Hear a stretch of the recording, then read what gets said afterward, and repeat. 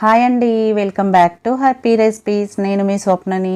ఈరోజు వీడియోలో ఎన్నో ఆరోగ్య ప్రయోజనాలున్న సున్నుండలని చూపిస్తున్నానండి. సున్నుండలు అనేది మన పూర్వీకులు పాతకాలంలో ఎలా ప్రిపేర్ చేసేవాళ్ళో సేమ్ అలానే చూపిస్తున్నానండి. పొట్టు మినపప్పుతో అలాగే బెల్లంతో కలిపి చేసే ఈ సున్నుండలు ఆరోగ్యానికి ఎంతో మేలు చేస్తాయి. నడుము నొప్పి అలాంటి వాళ్ళకు కూడా చాలా మంచిది. పెద్దవాళ్ళనే కాదండి, పిల్లలకు కూడా చాలా ఆరోగ్యం. కాబట్టి తప్పకుండా ట్రై చేయండి. ఇంకెందుకండి ఆలస్యం, లేట్ చేయకుండా ప్రాసెస్ ఏంటనేది చూసేయండి. మరి ముందుగా స్టవ్ పైన ఒక ప్యాన్ పెట్టుకొని దాంట్లోకి 1 కప్పు మినపప్పు తీసుకుంటున్నాను. నేను ఇక్కడ పొట్టుతో ఉన్న మినపప్పు తీసుకున్నానండి. మీరు కావాలంటే మామూలు మినపప్పు అయినా తీసుకోవచ్చు, కానీ దీంట్లో పొట్టుతో ఉన్న పప్పులో ఇంకొంచెం బెనిఫిట్స్ ఎక్కువగా ఉంటాయి కాబట్టి ఇలా తీసుకున్నాను. ఒకవేళ మీ దగ్గర మినుములు కనుక ఉంటే డైరెక్ట్గా మినుములు అయినా తీసుకోవచ్చు. కాకపోతే మనకు పొట్టుతో ఉండడం అనేది హెల్త్కి చాలా మంచిది కాబట్టి ఇలా తీసుకుంటున్నాను. దీంట్లోకి 1 టీ స్పూన్ నెయ్యి వేసుకొని వీటిని బాగా ఫ్రై చేసుకోవాలి. లో టు మీడియం ఫ్లేమ్లో బాగా మంచి కలర్ వచ్చే వరకు ఫ్రై చేసుకోవాలండి. ఇవి మనకు వేగినాయి అంటే మంచి స్మెల్ వస్తుంది, అప్పటి వరకు వేయించుకోవాలి. ఇలా ఒక 50% వరకు కుక్ అయ్యాక నెక్స్ట్ దీంట్లోకి 1 టేబుల్ స్పూను బియ్యం వేసుకోవాలి. ఎప్పుడైనా 1 కప్పు మినపప్పుకి 1 టేబుల్ స్పూన్ బియ్యం వేసుకోవాలండి. అదే మీరు 2 కప్పులు కనుక తీసుకుంటే 2 టేబుల్ స్పూన్ల బియ్యం అనేది వేసుకోవాలి. బియ్యం ఎందుకు వేసుకుంటామంటే మనం సున్నుండలు తింటున్నప్పుడు పళ్ళకి చుట్టుకోకుండా ఉండడం కోసం బియ్యం వేసుకోవాలి. కాబట్టి తప్పకుండా వేసుకోవాలండి. ఇవి వేసుకున్నాక ఒక 2 నిమిషాల పాటు ఫ్రై చేసుకుంటే సరిపోతుంది. చూడండి, ఇలా లైట్గా కలర్ మారి మంచి వాసన వస్తుందంటే మినపప్పు ఆల్మోస్ట్ ఫ్రై అయినట్టే.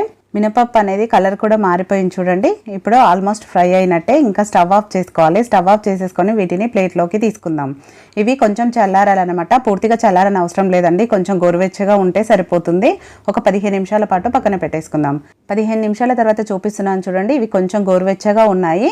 మనము గోరువెచ్చగా ఉన్నప్పుడే వీటిని మిక్సీ పట్టుకున్నాం అనుకోండి, కొంచెం నెయ్యి అనేది తక్కువ వేసుకుంటాం. మనం ఒకవేళ పూర్తిగా చల్లారినాకైతే కొంచెం నెయ్యి ఎక్కువగా పడుతుంది. నెయ్యి తక్కువగా వాడాలి అనుకునే వాళ్ళు మాత్రం కొంచెం వేడిగా ఉన్నప్పుడే వేసుకోండి. అలాగే దీంట్లోకి 2 ఇలాచీలు వేసుకోవాలి, మంచి ఫ్లేవర్ కోసము వేసుకొని ఇప్పుడు దీన్ని మధ్య మధ్యలో ఆపుకుంటూ కొంచెం బరకగా గ్రైండ్ చేసుకోవాలి. మనకు రవ్వ ఉంటుంది కదండి, రవ్వ కంటే కూడా ఇంకొంచెం సన్నగా గ్రైండ్ చేసుకోవాలి.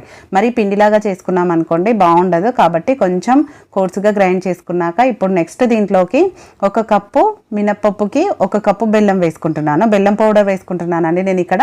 ఒకవేళ మీరు దగ్గర బెల్లం కనుక ఉంటే 2 కలిపి కూడా వేసుకోవచ్చు, లేదంటే పౌడర్ ముందు మినపప్పు పౌడర్ పక్కన పెట్టేసుకొని బెల్లంని కూడా గ్రైండ్ చేసుకోవచ్చు. ఎలా చేసుకున్నా వస్తుంది. మధ్య మధ్యలో ఆపుకుంటూ ఇలా గ్రైండ్ చేసుకోవాలి. ఇప్పుడు 2 కలిసిపోయాయి కదా.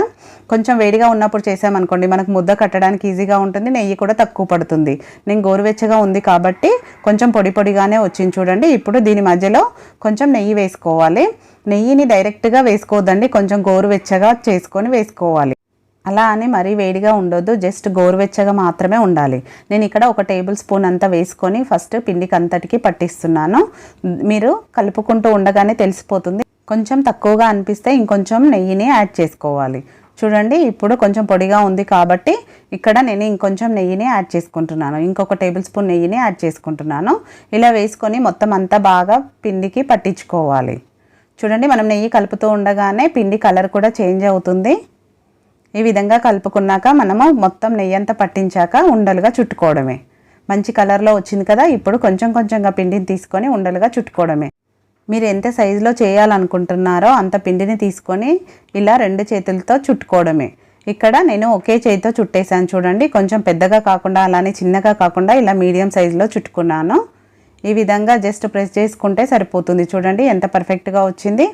ఇలానే చేసేసుకోవాలి. ఇప్పుడు దీన్ని ఒక ప్లేట్లోకి పెట్టేసుకుందాం. నెక్స్ట్ ఇంకొకటి కూడా చూపిస్తాను చూడండి. మీరు ఇలా లాస్ట్కి చేసే వరకు కూడా కొంచెం పొడి పొడిగా ఉండి మీకు ఉండలాగా రాకపోతే ఇంకో కొంచెం నెయ్యి యాడ్ చేసుకొని కూడా చుట్టుకోవచ్చు. నేను ఇక్కడ 1 కప్పు చేశాను కాబట్టి మొత్తం కంప్లీట్గా నెయ్యి పోసేసానండి. ఒకవేళ మీరు కనుక ఎక్కువ క్వాంటిటీ చేసుకున్నారనుకోండి, నెయ్యి కొంచెం కొంచెం పిండి చుట్టేసుకొని పొడిని మాత్రం ఒక బాక్స్లో స్టోర్ చేసుకుంటే ఎన్ని రోజులైనా నిల్వ ఉంటుందండి. మనకు ఎప్పుడు కావాలంటే అప్పుడు నెయ్యి యాడ్ చేసుకొని ఉండలు చుట్టుకోవడమే. చూడండి, చాలా ఈజీగా ఎలా ప్రిపేర్ చేసుకోవాలో చూపించాను కదా.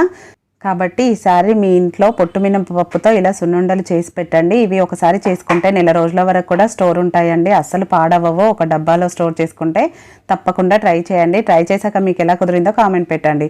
అలాగే ఈ వీడియో మీకు నచ్చితే ఒక లైక్ చేయండి, మీ ఫ్రెండ్స్ రిలేటివ్స్తో షేర్ చేసుకోండి. మరిన్ని ఇలాంటి టేస్టీ యమ్మీ రెసిపీస్ కోసం మన ఛానల్ని సబ్స్క్రైబ్ చేసుకోవడం మాత్రం అస్సలు మర్చిపోకండి. పక్కనే ఉన్న బెల్ బటన్ని కూడా యాక్టివేట్ చేసుకోండి. యాక్టివేట్ చేసుకుంటేనే మేము పెట్టే న్యూ రెసిపీస్ అని మీకు నోటిఫికేషన్లో వెంటనే అందుతాయి. Thank you for watching. మరో మంచి వీడియోతో మళ్ళీ కలుసుకుందాం.